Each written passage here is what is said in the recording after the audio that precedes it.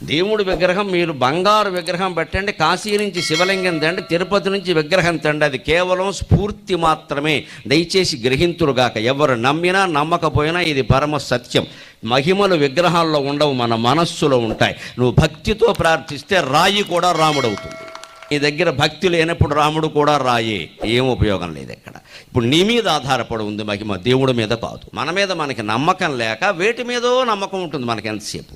ఆయన ఎవడో వచ్చేస్తే, ఈయన ఎవడో చదివేస్తే, ఆ విగ్రహం ఏదో పెట్టేస్తే మనకి ఏదో అయిపోతుంది. ఏం అవ్వదు ఇక్కడ. నువ్వు ఏదైనా చేస్తేనే అవుతుంది, నీ ప్రవృత్తి మారితేనే అవుతుంది, నువ్వేమిటో నువ్వు ఆలోచించుకుంటేనే అవుతుంది. నేనేం చేస్తున్నా, ఏం మాట్లాడుతున్నా, ఏం ఆలోచిస్తున్నా అంటేనే అవుతుంది. మనోవాక్ కాయకర్మ.